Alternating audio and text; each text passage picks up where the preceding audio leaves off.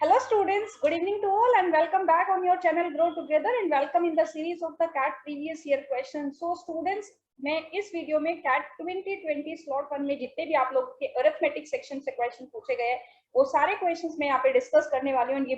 ये सेशन आप लोगों के लिए बहुत इंपॉर्टेंट होने वाला है, तो आप इस वीडियो को पूरे एंड तक देखना because I will solve the question by using very effective approach and minimum time में आप अपने क्वेश्चन को कैसे सॉल्व कर सकते हो।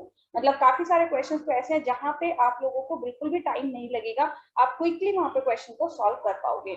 एंड अगर मैं आप लोगों के लिए बात करूं कैट 2020 में स्लॉट 1 में एक्चुअली क्वांट सेक्शन में they are total 26 questions and out of 26 questions 10 questions आपके सिर्फ अरिथमेटिक सेक्शन में से थे। सो आप लोग देख सकते हो कि अरिथमेटिक सेक्शन का कितना ज्यादा इंपॉर्टेंस है। एंड अरिथमेटिक सेक्शन आपका वो सेक्शन है जो हर कोई स्टूडेंट प्रिपेयर कर सकता है, भले वो आपका मैथ्स बैकग्राउंड से हो या फिर नॉन मैथ्स बैकग्राउंड से हो, बिकॉज यहाँ पे आपका 8-9 स्टैंडर्ड के का मैथ्स होता है, तो वो हम लोग बहुत अच्छे तरीके से कवर कर सकते हैं। तो मैं आप लोगों को बता रही हूँ कि अगर आप एग्जाम के लिए प्रिपेयर कर रहे हो, किसी भी एग्जाम के लिए, तो आपको अरिथमेटिक सेक्शन आपको छोड़ना नहीं है। अरिथमेटिक के आपको सारे टॉपिक्स यहाँ पे कवर करने होंगे।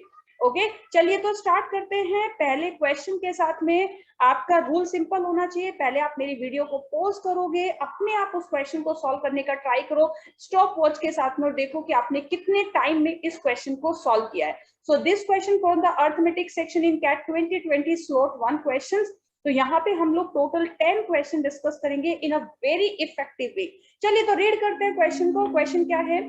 Viru invested 10,000 at 5% simple annual interest, and exactly after 2 years, Joy invested 8,000 at 10% simple annual interest. How many years after Viru investment will their balances, that is principal plus accumulated interest, जो भी है, be equal? That means जो principal plus interest होगा, I can say कि amount जो होगा दोनों का वो equal कब होगा, after how many years? तो चलिए देखते हैं। आई होप आप लोगों ने वीडियो पॉज करके क्वेश्चन को ट्राई किया होगा। अब मेरे मेथड से देखो, बहुत सिंपल तरीके से सोचते हैं बच्चे, एकदम बोलते हैं देसी वे देखते हैं क्वेश्चन को सॉल्व करने का। वीरू इन्वेस्टमेंट 10,000, जो इन्वेस्टमेंट 2,000, तो वीरू का ऑलरेडी 2,000 रुपीज ज्यादा है यहाँ पे, सबसे पहली बात। And Veeru invested 2 years ago, मतलब 2 years before the Joy investment. तो जॉय के इन्वेस्ट करने से 2 साल पहले वीरू ने इन्वेस्ट कर दिया, तो 10,000 रुपीज एट 5% सिंपल इंटरेस्ट है। आफ्टर इन 2 years कितना बन जाएगा? 10,000 5%, तो ये हो गया आपके पास में एंड इनटू 2 years, तो ये बनेगा टोटल 1,000 रुपीज, क्योंकि 10,000 का 5% आपका 500 और 2 years में कितना हो जाएगा? 1,000, तो टोटल यहाँ पे 3,000 रुपीज। मतलब जब जॉय ने इन्वेस्टमेंट किया तब वीरू के एक तो ऑलरेडी 2,000 रुपीज ज्यादा थे मतलब, एंड 1,000 उसका इंटरेस्ट हो चुका है। अब जॉय का इन्वेस्टमेंट देखते हैं। जॉय ने इन्वेस्ट किया बच्चे 8,000 rupees, 10% simple annual interest rate, तो 10% 8,000, दैट मीन्स यहाँ पे वो अर्न कितना कर रहा है? 800 rupees per year. And Veeru का इंटरेस्ट कितना आ रहा है? 500 rupees per year. After 2 years क्या होगा? वीरू को हर साल 500 रुपए मिलेंगे और जॉय को 800 रुपीज मिलेंगे। दैट मीन्स एवरी ईयर आपके जो जॉय है एवरी ईयर वो 300 रुपीज एक्स्ट्रा अर्न करेंगे। जॉय जो है 300 रुपीज एक्स्ट्रा अर्न करेंगे। तो बच्चे उसको ये क्या करना है? ये 3,000 का गैप ही तो क्रिएट करना है, जहां पर भी इक्वल हो जाएगा वही आपको आंसर देना है। तो 3,000 रुपीज अगर वो 300 rupees per year extra earn करता है, तो इन द नेक्स्ट 10 years वो जो 3,000 का गैप है वो फुलफिल हो जाएगा इन द नेक्स्ट 10 years। कब 10 year? जब जॉय ने इन्वेस्टमेंट किया है। लेकिन आपसे क्वेश्चन पूछा है यहाँ पे how many years after Veeru investment, तो वीरू ने 2 साल पहले इन्वेस्टमेंट कर दिया था 10 year, तो टोटल हो जाएगा आपके पास में 12 years। So how many years after the Veeru investment? 12 years। Veeru के इन्वेस्टमेंट के 12 साल के बाद उनका जो अमाउंट होगा दोनों का वो सेम होगा। अब बच्चे देखो, बहुत सारे स्टूडेंट्स यहाँ पे फॉर्मूला यूज करेंगे, मैं यहाँ पे फॉर्मूला नहीं यूज करूंगी। मैं बहुत सिंपल से तरीके से सोचूंगी कि यार वीरू का 10,000 का इन्वेस्टमेंट है, 5% मतलब पर ईयर कितना हो गया आपके पास? 500 रुपीज। 2 साल में कितना हो गया? 1,000 रुपीज। ओके, 2,000 वीरू के पास ज्यादा थे, तो तो यहाँ पे जब जॉय ने इन्वेस्टमेंट किया तब वीरू के पास 3000 रुपीज का जो वैल्यू है वो ज्यादा है। जॉय ने 8000 इन्वेस्टमेंट किया 10% के रेट से, तो पर ईयर 800 रुपीज। वीरू का interest every year 500 rupees. That means Joy जो है वो 300 rupees every year extra earn कर रहे हैं। तो अगर आप 3000 को 300 से डिवाइड करोगे तो इन द नेक्स्ट 10 इयर्स उन दोनों की जो वैल्यू है वो इक्वल हो जाएगी। सो आंसर बन जाएगा आपके पास 10 + 2, क्योंकि वीरू ने 2 साल पहले इन्वेस्टमेंट करना स्टार्ट कर दिया था। तो यहाँ पे आपका आंसर हो जाएगा 12 इयर्स। तो बच्चे ये क्वेश्चन आपका बहुत ही सिंपल सा तरीके से क्वेश्चन था, और ये क्वेश्चन आपका न्यूमेरिक एंट्री का क्वेश्चन पूछा गया था एग्जाम में। ठीक है, तो सिंपल था, सिंपल इंटरेस्ट का क्वेश्चन है। आपको इन सारे क्वेश्चंस की प्रैक्टिस करो। ये क्वेश्चन वो स्टूडेंट जरा ध्यान से देखिए जो पूछते हैं कि मैम कैट तो हमेशा सिर्फ डिफिकल्ट क्वेश्चन पूछता है। बच्चे एक बार उसके नर्व्स को समझो तो सही कि कैट पूछता क्या है, एंड देन उसको अकॉर्डिंगली अच्छे से वे में प्रिपेयर करो। पता है आप लोगों का प्रॉब्लम क्या होता है, आप लोग ये सोच के बैठे हो कि कैट सिर्फ डिफिकल्ट क्वेश्चन पूछता है, और सिर्फ डिफिकल्ट क्वेश्चन के चक्कर में आप अपना मोटिवेशन बहुत ज्यादा डाउन कर लेते हो। ठीक है, तो चलिए पहले आप बेस तैयार कीजिए अच्छे से, and then practice as much as you can, simple sorted. चलिए तो देखते हैं, this is the second question, and ये क्वेश्चन आपका टाइम, स्पीड एंड डिस्टेंस से है। मैंने यहाँ पे क्वेश्चन रीड किया, a train travelled at 1/3 of its usual speed and hence reach the destination 30 minutes after the scheduled time. आप video को पॉज कर सकते हो, अपने मेथड से सॉल्व करो, देन मेरा मेथड चेक करना मत भूलना। A train travelled at 1/3 of its usual speed. तो बच्चे अगर मैं यहाँ पे स्पीड का रेशियो बनाती हूँ ओल्ड वर्सेस न्यू का, 1/3 ऑफ इट्स यूजुअल स्पीड की, अगर उसकी ओल्ड स्पीड 3 है तो न्यू स्पीड 1/3 ऑफ दिस, तो न्यू स्पीड आपके पास 1 हो जाएगी, राइट। एंड उसने क्या बोला, hence reach the destination 30 minutes after the scheduled time, so the destination is same. That means आपके पास जो डिस्टेंस है वो सेम है, तो डिस्टेंस सेम है, speed is inversely proportional to time. I hope before solving the previous year question you covered this concept of the ratio, क्योंकि speed is inversely proportional to time, तो time का ratio जाएगा यहाँ पे 1:3, right. तो जब वो न्यू स्पीड से जा रहा है तो यहाँ पे जो डिफरेंस क्रिएट हो रहा है वो बच्चे 2 यूनिट का डिफरेंस क्रिएट हो रहा है, but in the question he reach the destination 30 minutes after the schedule time. तो 2 यूनिट की वैल्यू कितनी हो जाएगी, 30 मिनट्स हो जाएगी, तो 1 यूनिट की वैल्यू 15 मिनट्स। तो इसका मतलब है पहले वो सिर्फ 15 मिनट का टाइम लेता है यूजुअली, और अब वो 45 मिनट्स का टाइम ले रहा है। तो मैंने क्वेश्चन को यहां तक सॉल्व कर लिया कि usually he takes 15 minutes to reach his destination. Okay, अब क्वेश्चन आते हैं, on its return journey the train initially traveled at its usual speed for 5 minutes but then stopped for 4 minutes। मतलब रिटर्न जर्नी में क्या कर रहा है, वो अपनी यूजुअल स्पीड से चल रहा है, 5 मिनट्स वो यूजुअल स्पीड से चलता है, तो टोटल 15 मिनट्स में उसको डिस्टेंस कवर करना है। तो बच्चे 15 में से उसने 5 मिनट्स तो कवर कर लिया, now the remaining time he has 10 minutes to cover the remaining distance, लेकिन उसने 4 मिनट का स्टॉप ले लिया है। तो अगर उसने 4 मिनट का स्टॉप ले लिया, अब उसके पास सिर्फ 6 मिनट्स का टाइम है, right. The percentage by which the train must now increase its usual speed so as to reach the destination at the scheduled time is nearest to.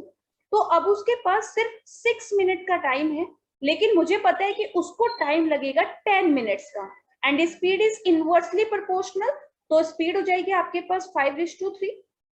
तो बच्चे उसको अपनी स्पीड को 5 तक इंक्रीज करना है, तो he has to increase speed by 2 unit, कहां से, 3 से, एंड 2/3 का वैल्यू होता है 63.667%।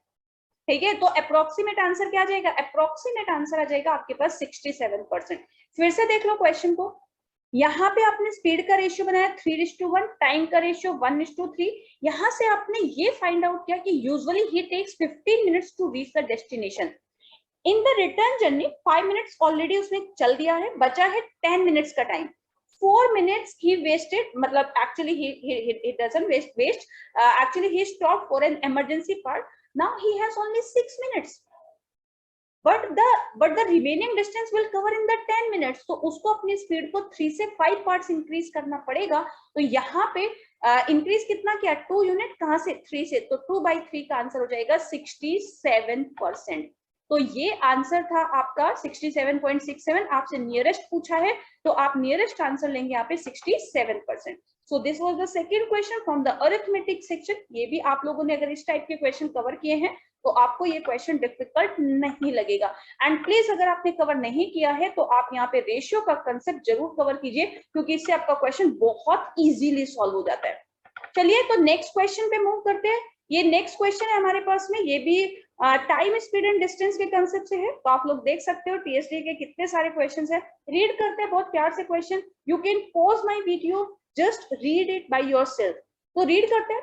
अ straight road connect point A and B. Okay, एक आपके पास में स्ट्रेट रोड है, वो दो पॉइंट को यहाँ पे जोड़ रही है, पॉइंट ए है और पॉइंट ए बी है।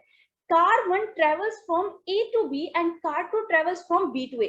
ये A से B जा रहा है, ये B to A जा रहा है। This is car 1 and this is car 2. Both leaving at the same time. Okay. After meeting each other, मान लो वो कहीं पे यहाँ पे उनकी मुलाकात होती है कि चलो भाई दोस्तों मिलते हैं, ठीक है, दोनों ने हाय हाय बोली, टाटा बाय बोली, and then they take 45 minutes and 20 minutes respectively.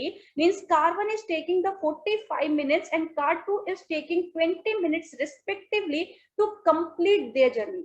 मतलब after saying tata bye bye, when they meet, car 1 ने 45 मिनट्स लिए अपने डेस्टिनेशन पे पहुंचने के लिए एंड कार 2 ने 20 मिनट्स लिए। If car 1 travels at the speed of the 60 kilometre then the speed of the car. बच्चे इस कंसेप्ट के पीछे बहुत सिंपल सॉर्टेड सा फॉर्मूला होता है। आफ्टर मीटिंग द ऑब्जेक्ट, वो अपने अपने डेस्टिनेशन पे पहुंचने में जो टाइम लेते हैं उसका फॉर्मूला होता है S1 upon S2 is equals to root of T2 upon T1। T1 and T2 are the times जो वो अपने डेस्टिनेशन पे आफ्टर मीटिंग अपने डेस्टिनेशन पे पहुंचने पे वो जो टाइम ले रहे हैं। बहुत सिंपल सा फॉर्मूला, डायरेक्ट वैल्यू रखो। S1 की वैल्यू है आपके पास 60, S2 आपको फाइंड आउट करना है, T2 का वैल्यू 40, सॉरी T2 का वैल्यू कितना है 20 है ना, क्योंकि रिस्पेक्टिवली बोला 20 एंड T1 का वैल्यू 45। 5 से 5 4 5 9, तो ये वैल्यू आ जाएगी 2/3। जस्ट क्रॉस मल्टीप्लाई कर दीजिए तो S2 का वैल्यू कितना है, S2 का वैल्यू आ गया आपके पास 90 kilometre per hour. So option number A will be the correct answer. कितना टाइम लगेगा आपको इस क्वेश्चन को सॉल्व करने में? Hardly you will take 40-45 second to solve this equation, even less than that. S1 upon S2 is equals to root of T2 upon T1. This is the concept of the time, speed and distance. कि वो meeting होने के बाद में अपने अपने destination पे पहुंचने में कितना टाइम लगा रहे हैं। क्लियर है? आई होप आपने ये कंसेप्ट भी अपने चैप्टर में कवर किया है, और अगर नहीं कवर किया है तो प्लीज इसको अच्छे से कवर करो। आप लोग देख सकते हो कि आपके कितने क्वेश्चंस, यहाँ पे 2 क्वेश्चन तो अभी तक आ चुके हैं out of 10 in from the time speed and distance chapter. एक क्वेश्चन आपका सिंपल इंटरेस्ट से आया था। चलिए तो नेक्स्ट क्वेश्चन पे चलते हैं। This is the question number 4। ये भी आपका डेटा एंट्री का क्वेश्चन था, मतलब आपको न्यूमेरिकली अपना आंसर एंटर करना था। क्वेश्चन रीड करते हैं। A person spent 50,000 rupees to purchase a desktop computer and a laptop computer. He sold the desktop at 20% profit and the laptop at 10% loss. Overall, he made a 2% profit in the purchase price. बच्चे अगर मैं question करना चाहूँ, this is a simple question, +20 minus 10 and +2, यहाँ पे कीजिए 12, this is 18। आप लोग रुकिए मैम क्या किया है। चलो एक बार अब इसको क्वेश्चन को धीरे धीरे करते हैं। आपके पास टोटल अमाउंट है 50,000 rupees. At one item you are earning 20% profit, on the other item you are losing actually 10%. Overall आपको 2% का प्रॉफिट हुआ है। You can use here the concept of the mixture and allocation, and I am telling you mixture and allocation is the important concept. ठीक है, this is not a different one chapter, it's a concept. You can solve the question from the profit and loss, from percentage, from time, speed and distance by using the mixture allocation concept. तो देखो एक desktop पे उसको profit कितना हो रहा है +20, laptop पे कितना लॉस हो रहा है -10, ओवरऑल उसको 2% का प्रॉफिट हो रहा है। And if you cover the mixture and allegation तो आपको पता है यहाँ पे आप डिफरेंस लेंगे 20 - 2 is 18, एंड यहाँ पे करेंगे 2 - 10 तो इट विल बी 12। रेशियो, ये रेशियो हो जाएगा उनके अमाउंट का 6 2s and 6 3s। So the total amount 50,000 divide in the ratio of the 2:3, ये वैल्यू होगी 20% प्रॉफिट वाले ऑब्जेक्ट का, और ये वैल्यू होगा 10% वाले लॉस वाले ऑब्जेक्ट का। So this will be the 20,000 and this will be the 30,000. Simple calculation, direct calculation. आपको फाइंड आउट करना है डेस्कटॉप का प्राइस कितना है, तो डेस्कटॉप कौन सा था, 20% प्रॉफिट वाला, so your answer will be 20,000 rupees. देख लो मिक्सर एंड एलिगेशन का सिंपल सा क्वेश्चन है, दिल खुश हो गया। अब तो भरोसा करो कि पहले अपने फंडामेंटल्स क्लियर कर लो, डिफिकल्ट क्वेश्चन तो बच्चे हो ही जाएंगे अगर आपने अपने फंडामेंटल्स पे वर्क किया है। एंड मैं आपसे बोल रही हूँ कि ये जो आपका अरिथमेटिक वाला सेक्शन है ये बहुत इंपॉर्टेंट होता है, हर बार इससे अच्छे खासे क्वेश्चंस पूछे जाते हैं, आप एक गुड नंबर ऑफ परसेंटाइल यहाँ पे सिक्योर कर सकते हो अरिथमेटिक सेक्शन से। चलिए तो नेक्स्ट क्वेश्चन चलते हैं, ये है आपके पास में क्वेश्चन नंबर 5। यहाँ पे ये क्वेश्चन भी आपको मतलब 2020 स्लॉट 1 में तो टाइम स्पीड एंड डिस्टेंस से ये तीसरा क्वेश्चन है। अगर कोई स्टूडेंट का टाइम स्पीड एंड डिस्टेंस अच्छे से कवर नहीं किया वो तो घबरा जाएगा यार, इतने सारे क्वेश्चन सिर्फ पीएचडी से है। चलिए तो देखते हैं, 2 person are walking beside a railway track at respective speeds of 2 and 4 km per hour in the same direction। Same direction सुनते ही हमारे माइंड में रिलेटिव स्पीड आ जाती है s1 minus s2। A train came from behind them and crossed them in the 90 and 100 second respectively। The time in second taken by the train to cross an electric pole is nearest to। बच्चे वो यहाँ पे दो लोगों को cover कर रही है, that means in both the cases train is covering its distance only। क्योंकि जब वो पर्सन को कवर करती है तो यहाँ पे क्योंकि because you know crossing time का formula L1 plus L2 is equals to S1 plus minus S2। L2 is the length of the second object जिसको वो कवर कर रही है, but in case of a person या फिर electric pole या फिर आपका मीन्स ट्री हो सकता है, कोई भी ऐसा ऑब्जेक्ट जिसकी लेंथ नेग्लिजिबल है, तो यहाँ पे मैन के केस में L2 आपकी 0 है। So in both the cases train सिर्फ अपने डिस्टेंस को कवर कर रही है, एंड अगर यहाँ पे डिस्टेंस सेम है तो speed is inversely proportional to time. Relative speed man one के रिस्पेक्ट में रिलेटिव स्पीड हो जाएगी, अगर ट्रेन की स्पीड s है तो ये s-2 ये s-4 बिकॉज डायरेक्शन सेम है। तो यहाँ पे फर्स्ट पर्सन के केस में अगर स्पीड s-2 है, सेकंड पर्सन के केस में स्पीड s-4 है, so the speed ratio s-2 upon s-4 and speed is inversely proportional to time. तो सेकंड मैन का टाइम यहाँ पे आएगा और फर्स्ट मैन का टाइम यहाँ पे आएगा, बिकॉज मैंने यहाँ पे स्पीड का रेशियो बनाया तो टाइम इनवर्सली प्रोपोर्शनल हो जाएगा। यहाँ से आप सॉल्व करोगे you will get the value of the s। तो 9s minus 18 is equals to 10s minus 40, s की वैल्यू आ जाएगी 22 किलोमीटर पर आवर। आप मुझसे बोलेंगे ma'am this time is in second and this speed kilometre per our में। बच्चे if I take the 5/18 तो वो ऑटोमेटिकली कैंसिल आउट हो जाएगा ना। So the speed of the train is 22 kilometre per hour. अब आपसे बोला the time in second taken by the train to cross an electric pole. Ma'am यहाँ पे हमें डिस्टेंस निकालने की जरूरत है नहीं, यहाँ पे बिल्कुल डिस्टेंस निकालने की जरूरत नहीं है। आप कोई सा भी रेशियो अगेन ले लो, अगर मान लीजिए मैं s-2 बिकॉज जब वो इलेक्ट्रिक पोल को क्रॉस कर रही है तो सिर्फ उसकी खुद की स्पीड होगी, एंड जब वो इस मैन को क्रॉस कर रही थी तो टाइम वाज टेकिंग 90 एंड यहाँ पे t ले लीजिए, s की वैल्यू 22 है तो 22 minus 2 is 20 एंड ये हो जाएगा 22 equal to t upon 90। Solve करिए इसको, यहाँ पे 2 से 10 पे 2 से 11 पे तो टाइम हो जाएगा 900 अपॉन 11, 11 8 से 88, 2 बचेगा approximate 81 point something means approximate you can say 82 second. So the option number 2 will be the correct answer.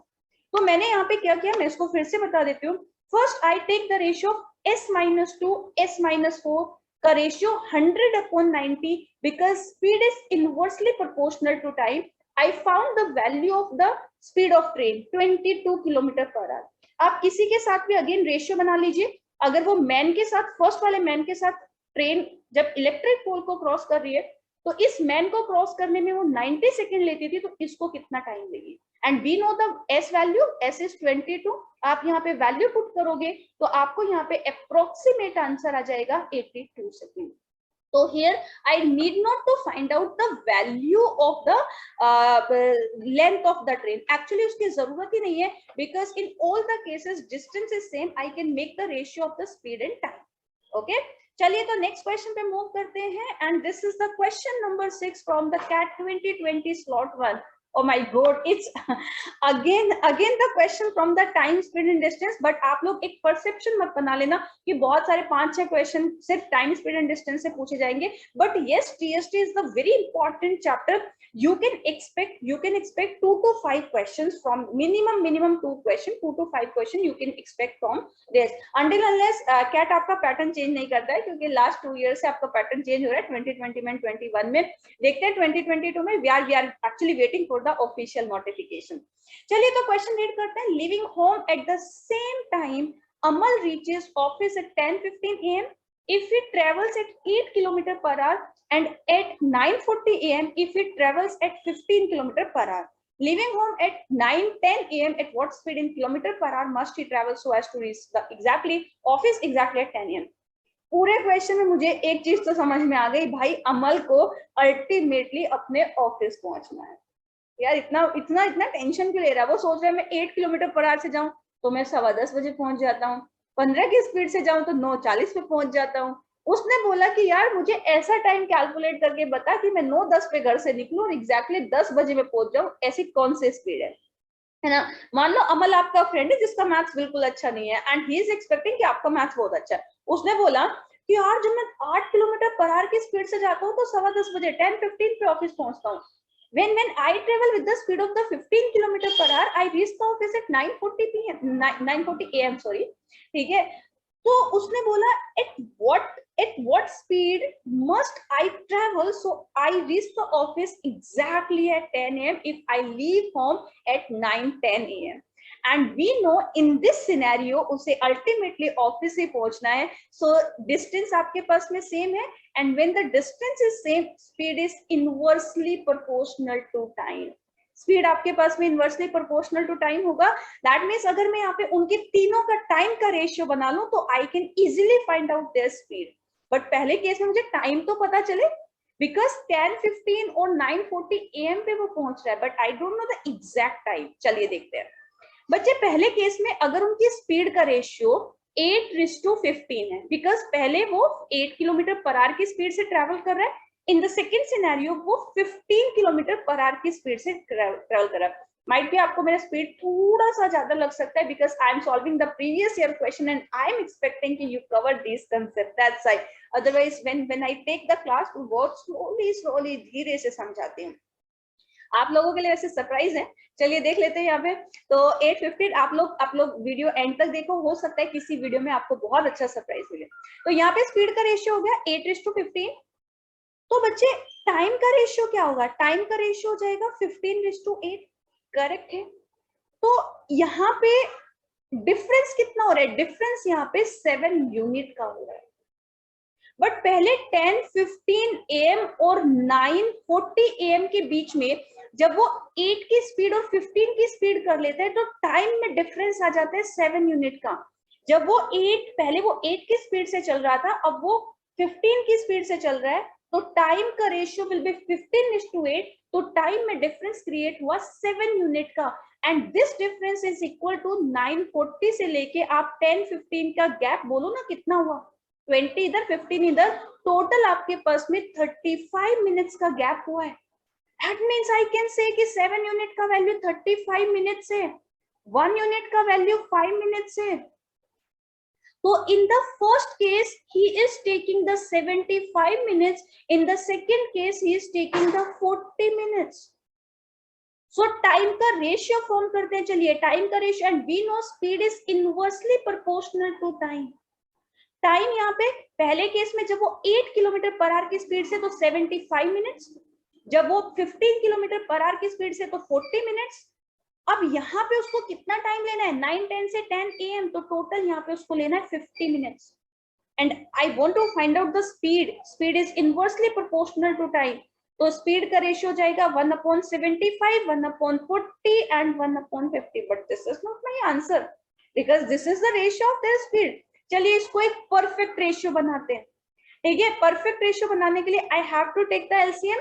So 75, 40 and 50 का एलसीएम कितना हो जाएगा? 5 आप यहाँ पे लेंगे, ये 15, ये 8 और यहाँ पे हो जाएगा 10. 5 और वैल्यू लेंगे तो ये हो जाएगा 3, ये हो जाएगा 2. तो 3 into और यहाँ पे 2 and 8 में हो जाएगा आपके पास 8. So this is the LCM. तो आप सेम नंबर से मल्टीप्लाई कर दीजिए तीनों वैल्यू में, तो ये हो जाएगा 5 into 5 is 25 into 3 is 75 into 8। यहाँ पे मैं करूंगी 8 इंटू 5 इज 40 इंटू 15। यहाँ पर मैं करूंगी बिकॉज 5 इंटू, इसको मैं 2 इंटू 4 लिख सकती हूँ, आप अपने तरीके से कर सकते हो। तो 5 इंटू 2 इज 10 और 10 इंटू 5 इज 50, तो ये हो जाएगा 3 इंटू 4 इज 12।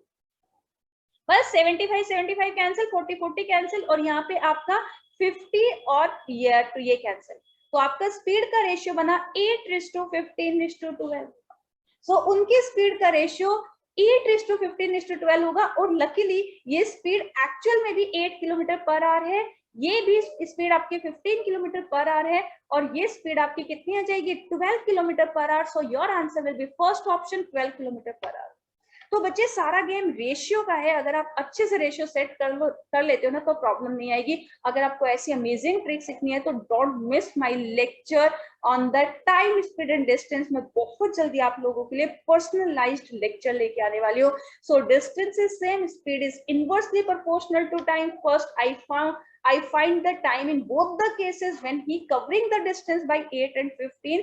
तो इस केस में हो जाएगा 9 10 से 10 तक ये 50 हो जाएगा, ठीक है। तो बस यहाँ पे आप आंसर फाइंड आउट कर सकते हो, लेकिन आपको एक टाइम जरूर निकालना पड़ेगा फर्स्ट केस में, ठीक है। क्लियर है? तो आंसर आ जाएगा आपके पास में 12 kilometre per hour. So if you cover travel with the speed of the 12 kilometre per our, तो वो एग्जैक्टली 50 मिनट्स में अपने ऑफिस पहुंच जाएगा।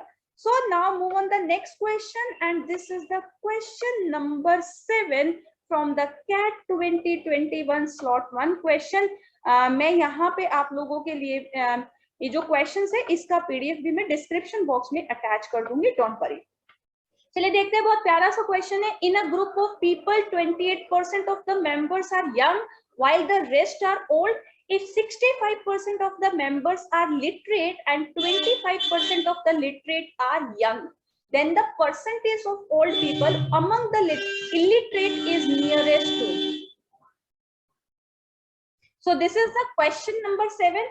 यहाँ पे आई होप आप लोगों ने वीडियो पॉज करके ट्राई किया है इस क्वेश्चन को। मैंने अज्यूम किया कि if the total member are 100, 28% of the member are young, तो अगर 28% मेंबर यंग है तो 100 का 28% एज इट इज 72 आपके पास में ओल्ड पीपल होंगे।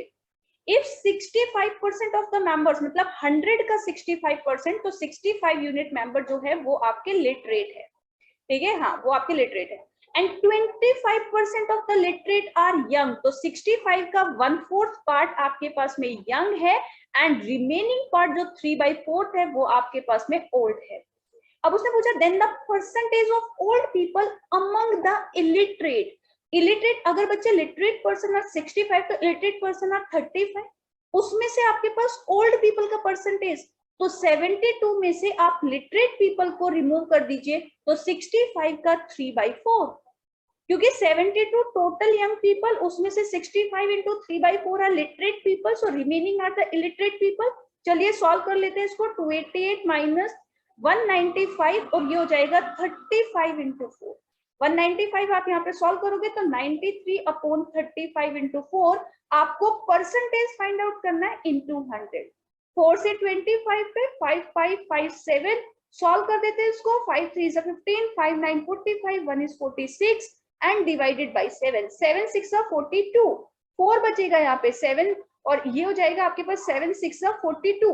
तो आपसे नियरेस्ट पूछा था, तो नियरेस्ट आंसर आ रहा है आपके पास 66, बिकॉज इट्स 66 पॉइंट समथिंग, तो आपको नियरेस्ट आंसर बताना है। सो नियरेस्ट आंसर इज 66%। ठीक है, क्लियर है सबको? हाँ, इजी, आराम से क्वेश्चन को सॉल्व कर सकते हो आप इसको। चलिए तो नेक्स्ट क्वेश्चन करते हैं। तो बच्चे किसी भी क्वेश्चन में आपको एक्स वगैरह अज्यूम करने की जरूरत नहीं है। अगर इस टाइप का परसेंटेज का क्वेश्चन है तो आप आराम से 100 वैल्यू अज्यूम करो, और उसके रिस्पेक्ट में अगर आप क्वेश्चन सॉल्व करते हो तो आपका क्वेश्चन बहुत इजीली सॉल्व हो जाएगा। चलिए तो नेक्स्ट क्वेश्चन है आपके पास में क्वेश्चन नंबर 8। टोटल 8 क्वेश्चंस है फ्रॉम द अरिथमेटिक सेक्शन। तो क्वेश्चन नंबर 8 देखते हैं। अगेन ये आपका एमसीक्यू क्वेश्चन है। An alloy is prepared by mixing metals in the proportion ABC. In the proportion is the 3:4:7. by volume. Weight of the same volume of the metal is 5:2:6. आपको बताना है in 130 kg of the alloy the weight in kg the metal seed. बच्चे this is the question of the compounded ratio. If you didn't cover the compounded ratio, please उसको एक बार cover कीजिए. Compounded ratio simply यहाँ पे आपका A, B, C का जो ratio बनेगा 3 into 5 is 15, 4 into 2 is 8 and 7 into 6 is 42. So in 130 kg A, B और C का जो ratio होगा वो 15:8:42 होगा. 15 plus 8 is 23 plus 62 65 unit. इसका वैल्यू है 130 kg, तो 1 यूनिट का वैल्यू जाएगा 2 kg. आपको फाइंड आउट करना है the weight in KG of the metal C. तो मेटल सी है 42 यूनिट्स, तो 42 into 2 आंसर बन जाएगा आपके पास 84 kg. सो मेटल सी कितना है 84 kg. कितना सिंपल क्वेश्चन है कंपाउंडेड रेशियो का. सिंपल कंपाउंडेड रेशियो बच्चे, अगर आपके पास में यहाँ पे दो रेशियो दिए गए हैं तो आप उसको इजीली इस तरीके से मल्टीप्लाई कर सकते हो. ठीक है, तो यहाँ पे मैंने मल्टीप्लाई किया, ए बी और सी का यहाँ पे रेशियो फॉर्म किया और 130 kg में उसकी वैल्यू मैंने यहाँ पे फाइंड आउट कर ली. ठीक है, I hope you understand it this question. चलिए तो मूव करते हैं नेक्स्ट क्वेश्चन पे. क्वेश्चन नंबर 9 ये आपका न्यूमेरिकल एंट्री का क्वेश्चन था. Type theta question, type in the answer. अब क्वेश्चन क्या है, a solution of volume 40 litre has dye and water are in the proportion of the 2:3. Water is added to the solution to change the proportion 2:5. आपने सिर्फ यहाँ पे water add किया है. तो बच्चे if उसने बोला if 1/4 of this diluted solution is taken out, यहाँ पे 1/4 आपने यहाँ पे taken out, how many liter of dye must be added to the remaining solution to bring the proportion back to 2:3. मेरा जो मेथड है, जो मैं क्लास में इस मेथड को कराती हूँ, वो बहुत सिंपल सा सॉर्टेड सा है. बच्चे आपने वाटर ऐड किया और लकीली अच्छी बात ये हुई कि डाई में चेंज भी नहीं है, वाटर के वैल्यू में ही सिर्फ चेंज है. ये चेंज हो सकता है बट वो हम दूसरे तरीके से मैनेज करते हैं. बट यहाँ पे मैं सिर्फ इस क्वेश्चन को डिस्कस कर रही हूँ. डाई का जो वैल्यू वो चेंज नहीं हुआ है. वाटर, तो वाटर यहाँ पे 2 यूनिट का डिफरेंस है. एंड मुझे पता है total dye and water 5 unit and 5 unit की वैल्यू है आपके पास 40 लीटर. तो 1 यूनिट का वैल्यू कितना हो जाएगा 8 लीटर, तो 2 यूनिट का वैल्यू 16 लीटर.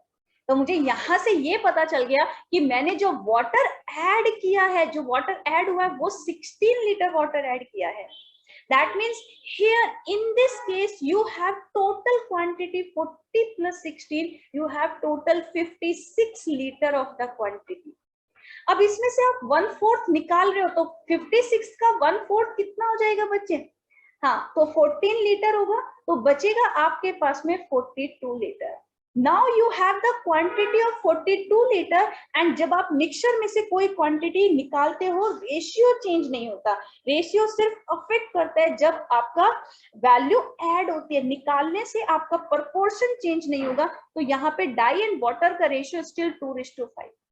अब उसने बोला है how many litre of dye must be added, तो आप यहाँ पे फाइंड आउट कर सकते हो. टोटल 7 है, 7 की वैल्यू 42 लीटर, 1 की वैल्यू 6 लीटर. तो 12 लीटर आपके पास डाई है एंड 30 लीटर आपके पास वाटर है. उसमें आप कितना डाई ऐड करते हो कि आपका जो सॉल्यूशन है वो ब्रिंग टू द प्रोपोर्शन 2:3 बन जाए. बस क्वेश्चन सॉल्व. यहाँ पे 36 plus 3d is equal to 60. 3d का वैल्यू हो जाएगा 24, तो d का वैल्यू आ जाएगा आपके पास 8 लीटर. आप इस तरीके से भी कर सकते थे.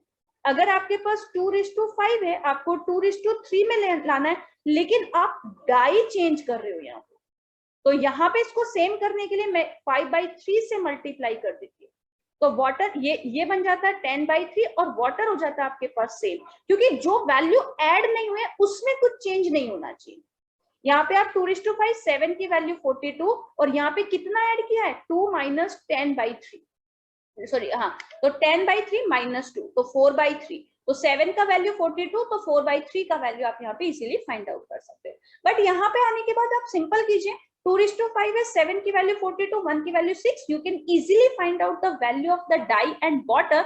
अब डाई सिर्फ आपको डाई ऐड करनी है, प्लस डी कर दीजिए and this proportion 1 to back 2:3 cross multiply करेंगे तो यहाँ पे आपको आंसर मिल जाएगा आपका 8 लीटर. तो आपका आंसर कितना हुआ? आपका आंसर हो गया यहाँ पे 8 लीटर. अगर आप डाई ऐड करते हो तो आपका जो प्रपोर्शन है वो वापस से आपको सेम मिल जाएगा. ठीक है, चलिए तो move on the last question from the CAT 2020 slot 1 from the arithmetic section in CAT 2020 slot 1. तो अगेन ये क्वेश्चन आपका अरिथमेटिक सेक्शन से था.